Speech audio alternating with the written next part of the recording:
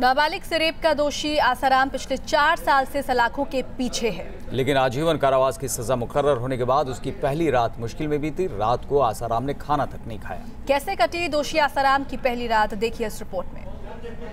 कैदी नंबर 130। अब यही पहचान है नाबालिग से रेप के दोषी आसाराम की।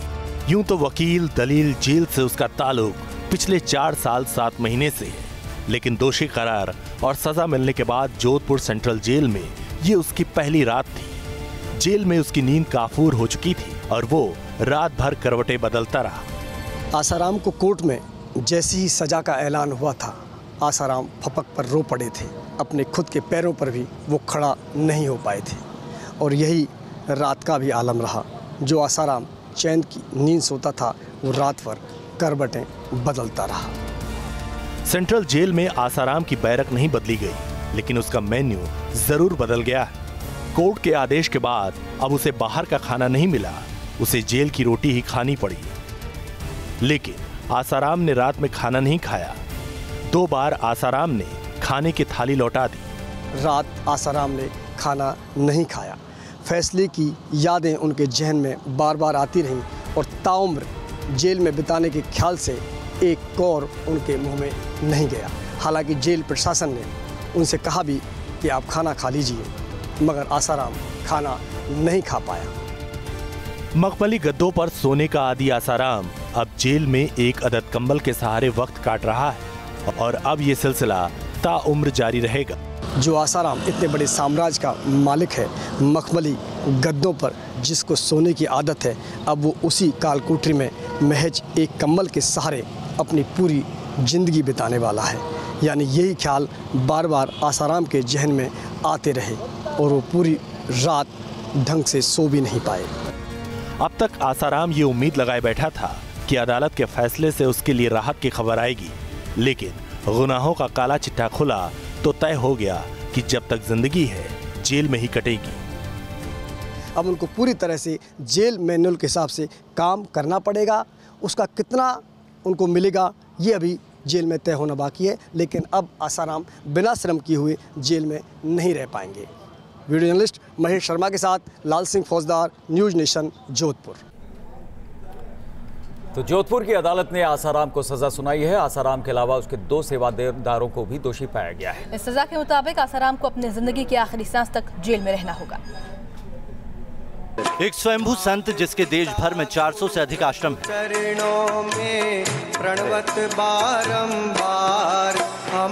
दावा किया जाता है कि उसके समर्थकों की संख्या लाखों में है। जो संत का चोला पहनकर उपदेश दिया करता था, कर चुका है, लेकिन यहाँ तुम्हारे आगे इसलिए इसको करने देता हूँ कि और बच्चे भी समझे। जिसका आशीर्वाद पाने के लिए भक्तों की भीड़ उमड़ा करती थी। जो सैकड़ों करोड़ के साम्राज्य का मालिक हुआ करता था। उसी आसाराम का ऐसा सच दुनिया के सामने आया जिसने सबको सन्न कर दिया। जोधपुर में अदालत ने 77 साल के आसाराम को एक नाबालिग लड़की के रेप का दोषी करार दिया। बलात्कार के मुजरिम आसाराम की पूरी जिंदगी अब जेल में गुजरेगी। 376 डी यानी कि गैंग रेप में भी आसाराम को जो है वो 20 अंतिम सांस तक की उम्र के लिए अंतिम सांस तक के लिए उन्हें जेल में ही रहने का जो है आदेश दिया है। 1 लाख रुपए का वो भी दिया है और जो भी सेंटेंस फाइन जो इम्पोज किया गया है वो टोटल फाइन अलग अलग हैच में 5 लाख रुपए का होता है। आसाराम पर उसके ही एक पूर्व भक्त की बेटी ने यौन शोषण का इल्जाम लगाया था। अगस्त 2013 में जोधपुर के पास एक आश्रम में आसाराम ने 16 साल की नाबालिग लड़की के साथ रेप किया था। इस मामले में करीब 5 साल बाद कोर्ट का फैसला आया। नाबालिग के साथ दुष्कर्म के आरोपी आसाराम के खिलाफ आज जोधपुर सेंट्रल जेल में बनी विशेष अदालत ने ऐतिहासिक फैसला सुनाया। अदालत ने आसाराम को उम्र कैद और उसके 2 सह आरोपियों को 20-20 साल की सज़ा और 1-1 लाख रुपए का जुर्माना किया है। ये फैसला देश के न्यायिक इतिहास में एक नज़ीर बनेगा। आसाराम जोधपुर की सेंट्रल जेल में बंद है।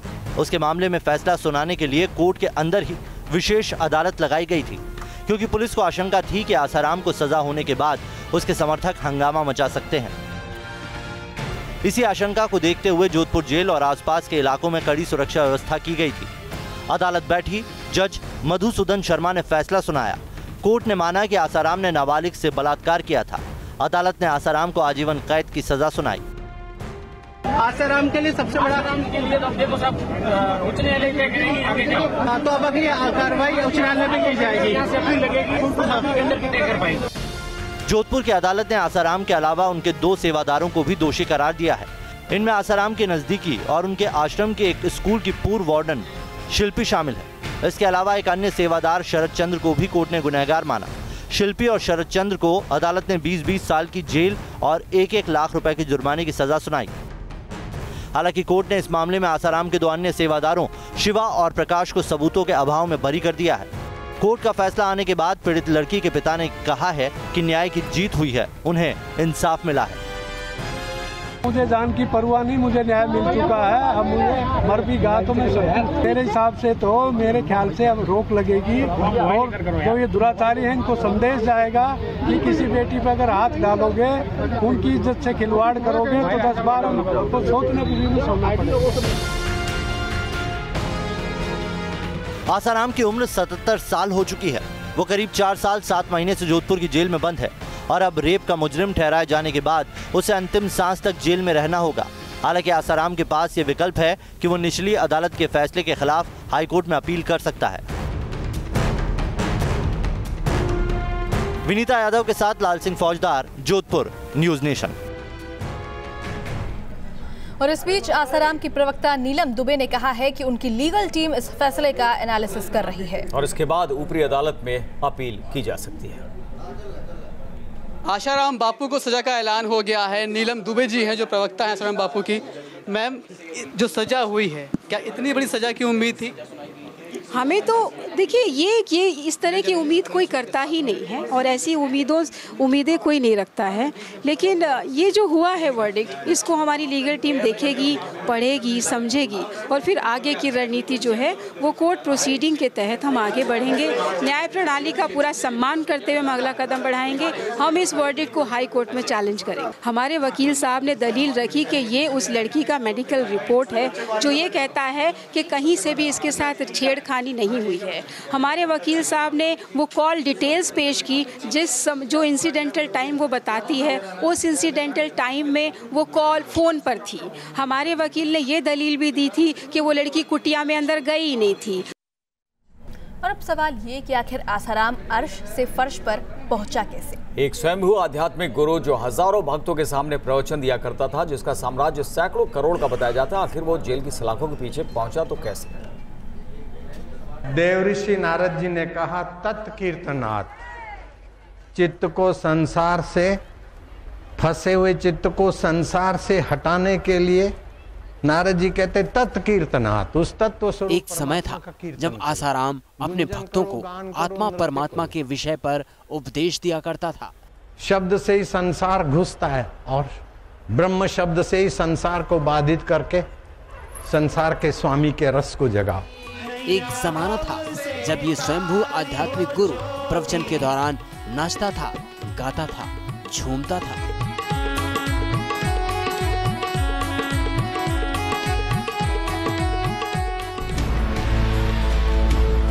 लेकिन सफेद कपड़े पहनने वाले आसाराम के दामन पर यौन शोषण का ऐसा काला दाग लगा कि वो जेल की सलाखों के पीछे पहुंच गया।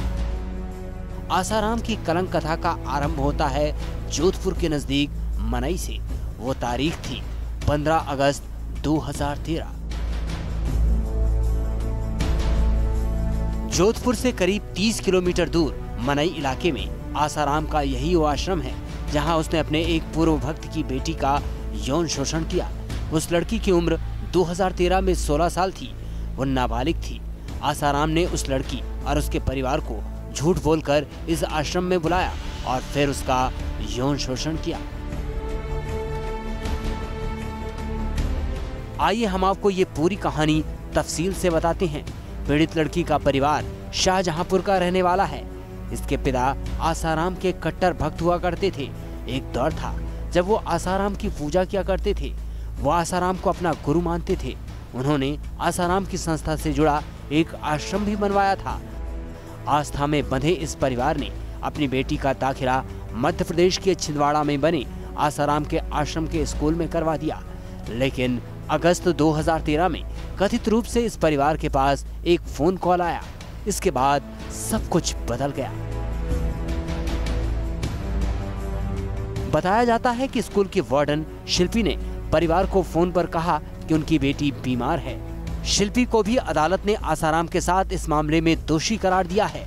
परिवार जब स्कूल पहुंचा तो वार्डन ने कथित रूप से कहा कि बच्ची पर भूत प्रेत का साया है और इसे सिर्फ आसाराम ही ठीक कर सकते हैं। परिवार ने आंख मूंद कर शिल्पी की बात पर भरोसा कर लिया। फिर आसाराम को खोजता हुआ उसका परिवार पहले दिल्ली आश्रम पहुंचा। वहां उसकी मुलाकात आसाराम से नहीं हो सकी। तब वो लोग जोधपुर आश्रम पहुंचे। मनई गांव के इस आश्रम में पीड़ित लड़की और उसके परिवार की आसाराम से मुलाकात हुई। उस वक्त इस परिवार को अंदाजा नहीं था कि आसाराम की नीयत में खोट थी। उसकी बुरी नजर अपने ही भक्त की बेटी पर थी। आसाराम ने 15 और 16 अगस्त की दरमियानी रात मनई आश्रम में इस नाबालिग छात्रा का यौन शोषण किया।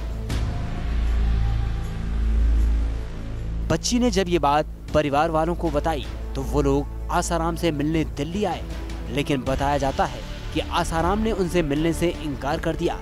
इसके बाद लड़की और उसके परिवार ने तय किया कि वो आसाराम को इसके किए की सजा दिलवा कर रहेंगे। उन्होंने पुलिस में शिकायत दर्ज करवाने का फैसला किया। 20 अगस्त 2013 को पीड़ित लड़की का मेडिकल करवाया गया और इसके बाद दिल्ली के कमला मार्केट थाने में आसाराम के खिलाफ मुकदमा दर्ज कर लिया गया। जोधपुर से लाल सिंह फौजदार के साथ टीम न्यूज़ नेशन।